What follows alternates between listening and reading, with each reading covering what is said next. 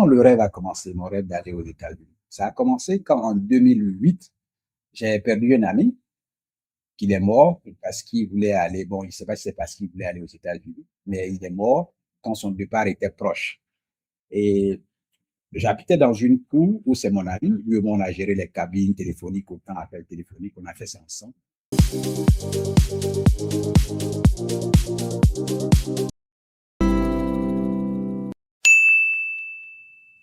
Donc, je voulais savoir par rapport à tout cela, en ce qui concerne l'arrivée en Occident, Oui. qu'est-ce qui t'a le plus touché? Qu'est-ce que tu as capté directement une fois sur le terrain? Qu'est-ce que j'ai capté directement une fois sur le terrain? J'ai capté que les gens ils sont pas tranquilles, quoi, en fait. Ils sont pas tranquilles. Yeah, work, boulot, boulot, boulot, boulot. Ils n'ont pas de temps pour eux-mêmes personnellement. Il faut tout le temps aller, et puis, ils n'ont pas le temps. J'ai compris qu'ils étaient toujours sous pression, le stress. J'ai constaté ça très vite. Ouais, très vite. Ouais. Bah, c'est normal parce que quand on est d'Afrique et qu'on part en Occident, on voit directement cette différence, même dans le rythme de déplacement des gens. Oui, Tu as l'impression que là-bas, les gens courent en fait.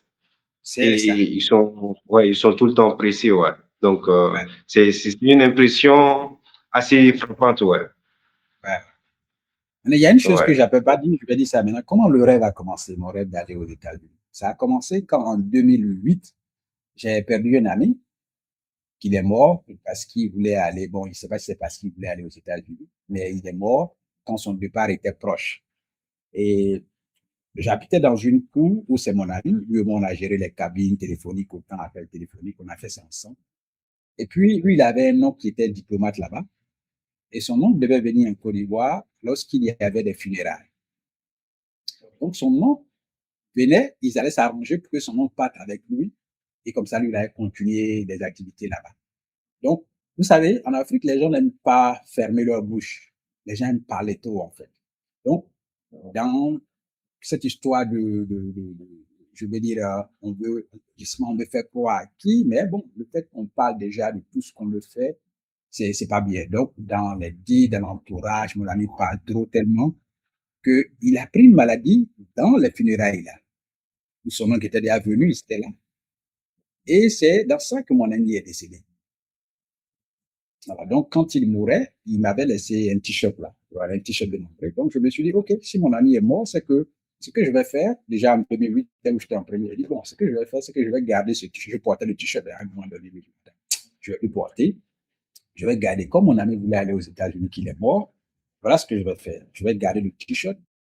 Et puis moi aussi, je vais aller aux États-Unis et je vais mettre le t-shirt là-bas. Comme ça, mon ami saura un jour qu'il est arrivé aux États-Unis. Parce que son t-shirt, j'ai pris ça et j'ai mis ça aux États-Unis. Donc, c'est comme ça que tu vois, c'est comme ça que j'ai formulé déjà mon départ en 2008 jusqu'à ce que 2019 allez, paf, je pars. Donc, c'est ce que je voudrais dire, en fait. Donc, c'est comme ça que j'ai fait l'histoire. ouais, ouais. Franchement, c'est vraiment touchant. Et par rapport à ce t-shirt-là, est-ce que tu es parti avec? Ouais, je suis allé avec le t-shirt, je voulais laisser ça avant de venir, mais bon, je n'ai plus envie de laisser. Je me suis dit, OK, puisque je l'ai toujours avec moi, que mon ami sache qu'il est arrivé, et puis bon, voilà, je vais ramener encore parce que je voulais jeter ça. Dans l'idée, c'était d'aller puis jeter ça quelque part, tu vois. Alors, je dis, OK, pourquoi ne pas garder ça avec moi? Au moins, on est venu Ouais. avec. Donc, je repars. Non, franchement, c'est vraiment touchant là. Ah, là, là. Ouais, franchement, c'est vraiment super, ouais. Et puis, paix à son âme. Ouais, ouais, fait à son âme. Ok. En tout cas, il sait que là où il est, il saura un jour qu'il est arrivé aux États-Unis. Ouais, ouais. Ok. Et dis-moi, à quel moment tu t'es dit que il y a un truc qui ne colle pas une fois arrivé là-bas? Une fois arrivé là-bas, j'ai Mhm. compris que, par exemple, mon premier emploi, j'avais compris, comme je l'ai dit, j'étais dans le nettoyage, j'ai occupé Ouais, ces 4 bon, dans octobre. puis j'ai laissé en mars, donc 5 mois. Et j'ai compris que j'avais beaucoup de réfugiés dans l'emploi. Et puis, les gens qui sont dans cet emploi ne comprennent pas, surtout n'arrivent pas à s'exprimer en anglais. Voilà, n'arrivent pas à s'exprimer en anglais. Un jour même, j'ai une collègue qui m'a appelé, elle dit, mais Amani, toi, qu'est-ce que tu fais ici? Tu sais bien t'exprimer, et puis, allez, tout ça, mais qu'est-ce que tu fais parmi nous ici? Elle dit, mais non, c'est une histoire d'objectif. Voilà. Moi, on est quelque part, on planifie d'autres sorties. Donc, j'ai compris qu'il y a beaucoup de réfugiés, il y a des gens qui ne savaient pas s'exprimer. Je me suis dit, attends, donc les réfugiés qu'on envoie dans tous les pays, quand il y a une crise, les réfugiés viennent, donc la majorité, puisqu'ils n'arrivent pas à s'exprimer, c'est cet emploi qu'il faut. Donc, du coup, je me suis dit, attends, c'est que c'est un business alors. Les gens, il y a des conflits dans d'autres coins, on encourage, on fait des papiers pour que les réfugiés viennent devenir employés ici. Je me suis dit, non, il y a quelque chose qui ne colle pas. Et puis, quand ils viennent, c'est des emplois comme ça qu'ils occupent. Les autres sont dans les autres emplois. Je me suis dit, OK, il y a quelque chose qui ne colle pas. Ouais, c'est là que je commençais à comprendre. Et qu'est-ce que tu as décidé par la suite? Oh, j'ai quitté l'emploi après 5 mois, je suis allé. Après l'emploi, je suis allé parce qu'il y a eu un accrochage avec, mais c'est pas ça qui m'a fait partir. Le plan, c'était de partir. J'ai eu un accrochage avec mon manager. Il lui a dit, hey, la manière dont vous parlez aux gens comme ça ici, là, moi, on ne me parle pas comme ça. La manière dont vous voulez parler aux gens, vous pensez que c'est en parlant des fois avec fougue, sans contrôle d'émotion, c'est comme ça que vous intimidez vos employés. Moi, ça ne marche pas. On ne me parle pas comme ça. Voilà, donc, depuis ce jour-là, même, je n'ai plus mis pied à aller. Je leur ai dit, j'ai demandé une permission. J'ai dit que donnez-moi une permission de 1 semaine, comme j'ai une conférence. Après, je vais revenir, mais c'était mon départ. Ok, d'accord. Ok, d'accord. Bon, bah, ok. Ouais. Et Donc, allez, cher ami, est-ce ici, que, on est en train de faire un procès. Voilà, cher ami, on n'est pas en train de faire un procès. On n'est pas en train de dire que c'est une histoire qui est la belle, que le fait de revenir au pays, c'est ça qui est la meilleure décision. Chacun a ses expériences. Nous apprenons de part et d'autre. Donc, on n'est pas en train de faire un procès pour dire, OK, ceux qui sont là-bas, c'est mauvais, ou ceux qui sont revenus sont mauvais. Non. Nous avons un chemin, nous avons choisi la nôtre, la nôtre. Allez, chacun aussi a une histoire. Vous avez votre histoire pour partager dessus. Nous serons très heureux de vous lire, d'apprendre aussi de vous. Voilà, sinon, c'est pas dire que revenir, c'est mieux ou rester, c'est mieux. Chacun a un chemin. Alors, donc, Oumar, je pense que nous allons arriver maintenant dans cette partie-là, dans cette partie, voilà, même avec la solitude, on n'est pas en train de faire une choc de la réalité quand on arrive. En matière de solitude, qu'est-ce que tu as, qu'est-ce que tu as vécu? ok. Bah, en matière de solitude, moi, je l'ai pas tant que ça ressenti, surtout au début, parce que quand j'étais arrivé là-bas, il y avait déjà d'autres gens de mon pays qui étaient sur place avec qui j'ai été en contact. On faisait des sorties, j'ai rencontré d'autres personnes et tout. Donc, je sentais pas forcément cette solitude-là, du moins pour le moment. Mais c'est vers la période du Covid que j'ai Oui, réellement vécu cela parce que, de un, les gens étaient tous isolés pour la plupart. Et à un moment donné, bah, j'ai même développé une sorte d'anxiété par la suite, quoi, par rapport à cela. Donc, ouais. je peux dire que c'est plus le moment du Covid que j'avais réellement senti cette solitude-là. Ouais. Et d'ailleurs, j'aimerais savoir comment est-ce que toi, est-ce que tu as vécu la période du Covid personnellement? Oui, la période Covid, c'est en ce moment même, quand le Covid a commencé, c'est là que j'ai quitté mon autre emploi et là, je suis allé dans un autre. Voilà, donc déjà, dans la période du Covid, beaucoup de personnes ont profité, mes collègues et autres. Bon, c'est pas qu'ils ont profité, mais ils ont bénéficié des aides du gouvernement.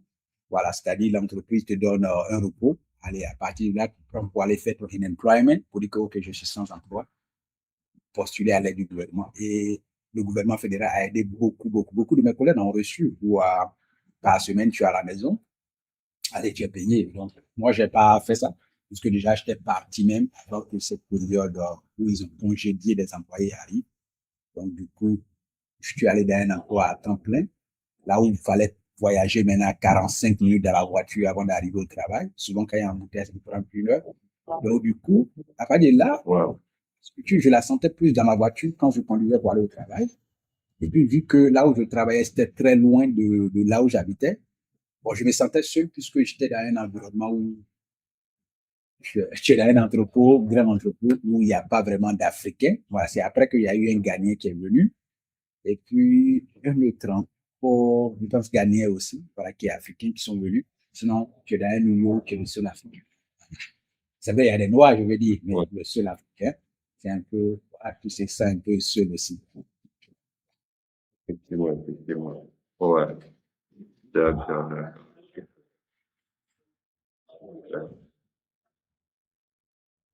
Allez, maintenant, on va parler de la pression. Je pense que en tant qu'étudiant, quand tu es là-bas, il y a une pression, hein, pression, papier, travail, tout ça. Moi, au niveau de la pression, bon, je vais d'abord te laisser d'abord la parole. Voilà, comment tu as vécu cette pression? Personnellement, je dirais plus, en fait, il y a le rythme qui n'est pas pareil avec ce qu'on a connu ici. Là-bas, le rythme est accéléré, en fait, c'est en fois deux, en quelque sorte. Donc, il faut s'adapter. Et puis, il y a ça. Et puis, il y a aussi le côté du job étudiant aussi. Parce que, certes, ouais, je disais que, en fait, il y a ce côté-là, il y a aussi l'attente que tu as envers toi. Parce que tu t'es dit que, en fait, vu que c'est pas ce que tu projetais, il y a une toute autre réalité. Donc, ça vient avec une certaine forme de pression, en fait. Ouais, ça touche moralement, Ouais, je effectivement. vois. Moi, au niveau de cette pression-là et du travail, il faut dire que d'abord, je m'étais inscrit dans une community college pour apprendre l'anglais. Voilà, c'est vrai que ça m'a pas aidé, hein, parce que l'anglais, moi, j'ai appris à parler l'anglais d'abord. D'abord, il faut dire au lycée, je n'ai pas négligé l'anglais. Donc, quand je partais en classe même au pays, j'étais parmi les meilleurs en anglais. Donc, c'est l'expression maintenant qui me manquait en fait. L'expression. Et j'arrive dans un environnement où mes collègues et tous parlent anglais, même si souvent l'accent des communautés est dessus, mais quand même, d'autres, c'est vrai, ils ne savent pas s'exprimer parce que je l'ai dit, en majorité, c'est des gens qui sont réfugiés et tout ça.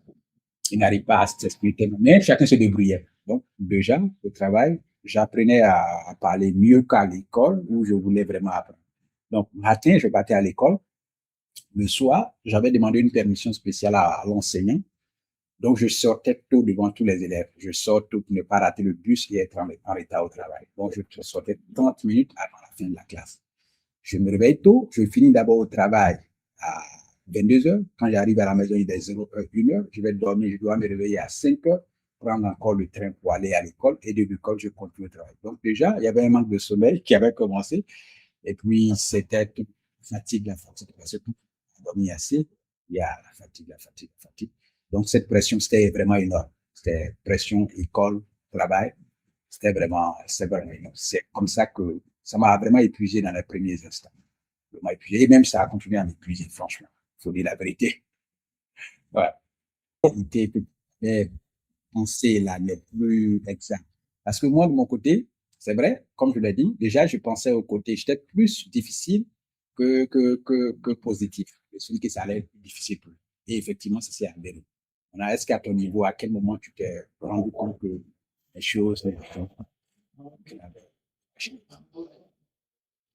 Ok. Bah, déjà, il y a le fait que, en fait, on sent une certaine lenteur à pouvoir atteindre les objectifs qu'on s'était fixés. Et puis, par la suite, au moment T, à ce moment précis, on ne sait pas réellement ce qu'on veut en fait, ou du moins ça a été mon cas. Parce que je pensais des choses, mais c'était réellement pas ce qui me motivait au fond. Ça peut être dû, par exemple, au fait de vouloir idéaliser d'autres modes de vie, mais qui ne sont pas réellement ce que nous souhaitons en fait. Mais vu que on n'a pas de, ou du moins vu que j'avais pas de modèle précis par rapport à ce que je voudrais devenir et tout. Donc, c'était un peu flou et que la distance entre ce que je veux et et où j'en étais, c'était énorme en fait. Du coup, bah, c'est ça. Je vois, je vois. Allez, cher Ouais. ami, nous ne sommes pas en train de dire que ce que nous sommes en train de dire ici, c'est ce que vous avez vécu, cher ami. Voilà. Beaucoup d'Africains de la diaspora sont en Occident, en France et tout. Nous ne sommes pas en train de dire que, OK, ce que nous avons vécu, c'est ce que vous avez vécu. Non, c'est pas ça ici l'objectif de notre échange. Vous avez vécu des expériences, nous avons vécu les nôtres. C'est différent, nous partageons les nôtres avec vous et nous aimerions que vous aussi vous partagez les vôtres avec vous en commentaire. On serait très heureux d'apprendre, de lire aussi ce que vous avez échangé, vécu comme expérience. Ce n'est pas un procès, c'est pas pour dire, OK, c'est ce que tout le monde vit en étant en Occident. Non, c'est pas ça l'objectif. Voilà. Donc, ce qui nous emmène vraiment dans la troisième partie de notre échange, cher Ouma. On va évoluer. Voilà. Donc, c'est clair, ce n'est pas un procès, les gars. Voilà. Donc, qu'on soit vraiment clair là-dessus. Voilà. Donc, Ouma, maintenant, je pense qu'on va évoluer, n'est-ce pas? Voilà, l'objectif. Euh, c'est vrai, beaucoup de choses se sont accumulées de façon silencieuse jusqu'à ce que on arrive voilà, à une partie. On va parler à un moment donné, il y a un retour qui s'installe. Voilà. Qu'est-ce qui fait peur rentrer au pays quand on découvre que la réalité n'est pas ce qu'on voulait? Qu'est-ce qui fait peur? Rentrer au pays ou continuer dans cette réalité qui ne nous plaît pas forcément. Ok. Bah, de mon point de vue, en tout cas, j'avais déjà pris une décision par rapport à ça et je disais même à mon entourage que, en fait, c'était ma décision qu'elle était prise et Oui, que, voilà, j'allais assumer cette décision à 100% en fait. Donc, parce que je savais déjà ce que je vivais et je oui, savais aussi que à un moment donné, il faut prendre une décision en fait, même si elle n'est pas confortable pour moi. Et oui, puis, voilà, assumer ce qui viendra derrière en fait. Et pour parler de manière transparente, je l'ai fait. Ça n'a pas été en fait facile, que ce soit là-bas ou ici. Ça n'a pas mhm, été facile, mais en quelque sorte, ça m'a permis de comprendre beaucoup de choses en fait, beaucoup de choses. Et ces choses m'ont grandi, m'ont fait grandir. Et sans cette étape, je pense pas si j'aurais une telle façon de voir le monde, quoi que ce soit d'autre en fait. C'est une sorte de leçon de vie en fait pour moi. je vois. Alors, cher ami, je Ouais. vais dire, l'entrée de cet échange, moi, est un auteur, l'auteur du livre, vraiment, son numéro est là, je vais afficher ça tout à l'heure. Vous le contacter déjà par WhatsApp, si vous n'êtes pas au Mali, achetez le livre parce que c'est très intéressant. On est toujours dans le monde du travail. C'est vrai que l'IA va venir voler certains emplois, mais il y a des gens qui écrivent pour vous, qui réfléchissent pour vous. Pourquoi ne pas profiter de ces écrits-là? Je le dis toujours, si tu ne le lis pas, tu n'es pas en train de réussir.